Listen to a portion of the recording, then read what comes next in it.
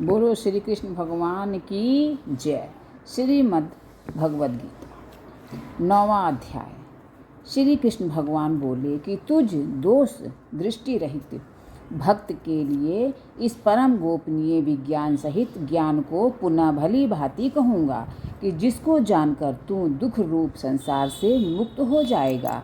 यह विज्ञान सहित ज्ञान सब विद्याओं का राजा, सब गोपनीयों का राजा, अति पवित्र, अति उत्तम, प्रत्यक्ष फल वाला, धर्म युक्त, साधन करने में बड़ा सुगम और अविनाशी है। हे परम तप, इस उपर्युक्त धर्म में श्रद्धा रहित पुरुष मुझको न प्राप्त होकर मृत्यु रूप संसार चक्र में भ्रमण करते रहते हैं। मुझ निराकार परमात्मा से यह सब जगत जल से बर्फ के सदृश परिपूर्ण है और सब भूत मेरे अंतर्गत संकल्प के आधार स्थित हैं, किंतु वास्तव में मैं उनमें स्थित नहीं हूँ।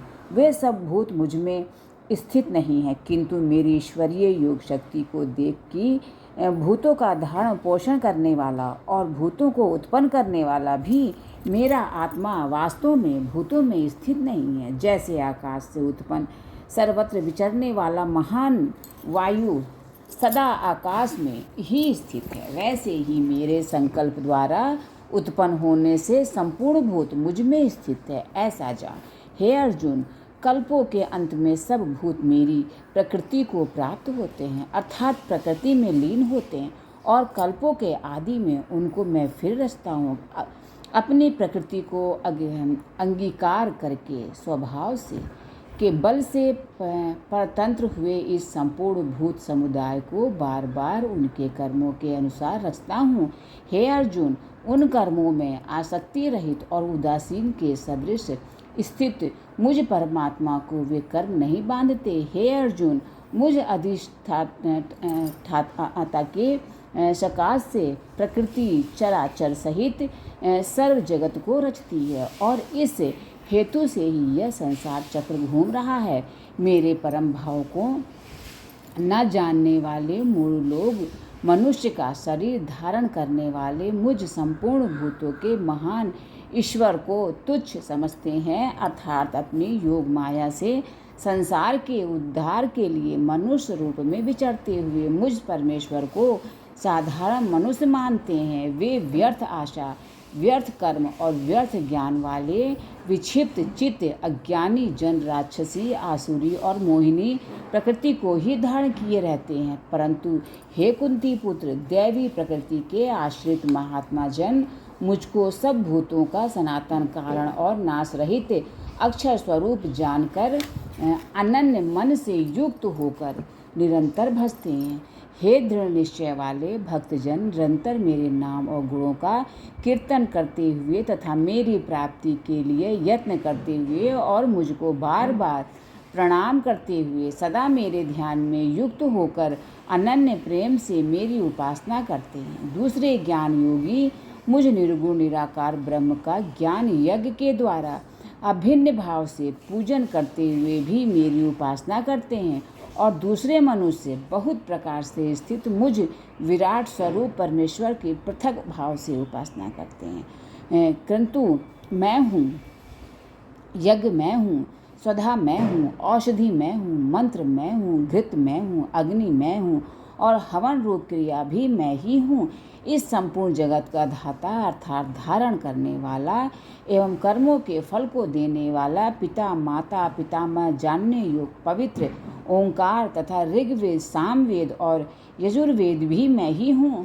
प्राप्त होने योग परम धाम भरण पोषण करने वाला, सबका स्वामी, शुभाशुभ का देखने वाला, सबका वास स्थान, शरण लेने योग्य, प्रत्युपकार न चाहकर हित करने वाला, सबकी उत्पत्ति, प्रलय का हेतु, स्थिति का आधार, निधान और अविनाशी कारण भी मैं ही हूँ। मैं ही सूर्य रूप से तपता हूँ, वर्षा का आकर्षण करता हूँ और उसे बरसता हूँ। हे अर्जुन, मैं ही अमृत और मृत्यु हूँ और सत असत भी मैं ही हूँ। तीनों योदों में विधान किए हुए सकाम कर्मों को करने वाले, सोम रस को पीने वाले पाप रहित पुरुष मुझको यज्ञों के द्वारा पूज कर स्वर्ग की प्राप्ति चाहते हैं, वे पुरुष अपने पुण्यों के फल रूप स्वर्ग लोक को प्राप्त होकर स्वर्ग में दिव्य देवताओं के भोगों को भोगते हैं।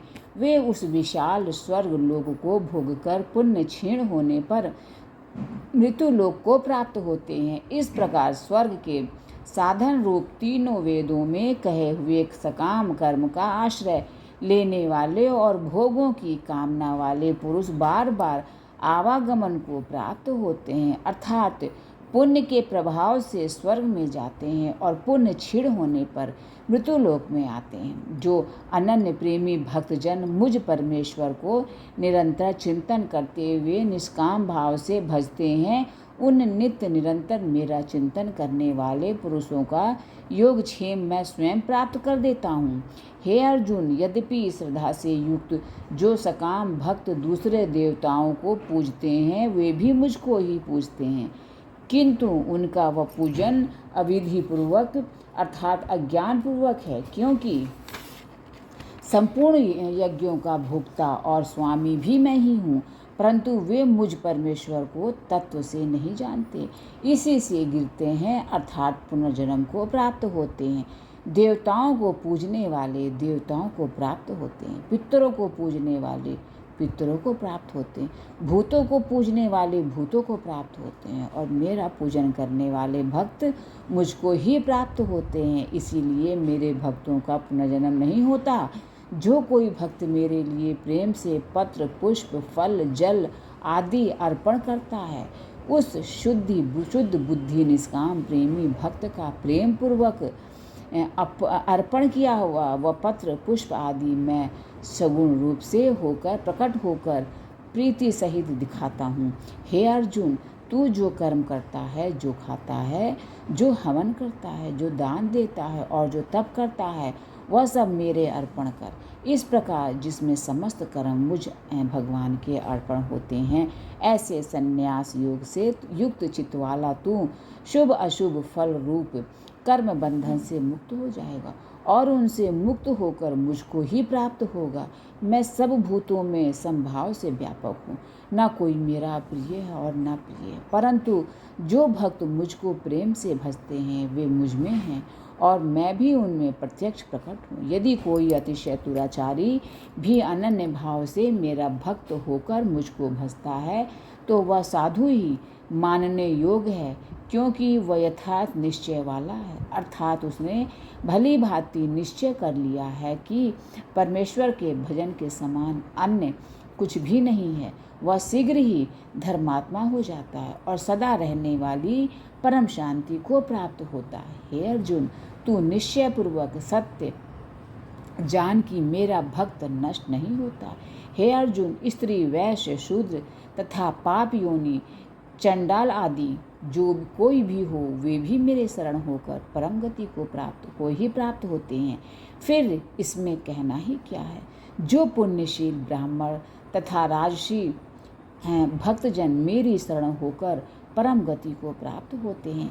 इसलिए तू सुख रहित और क्षणभंगुर इस मनुष्य शरीर को प्राप्त होकर निरंतर मेरा ही भजन कर, मुझ में मन वाला हो, मेरा भक्त बन, मेरा पूजन करने वाला हो, मुझको प्रणाम कर।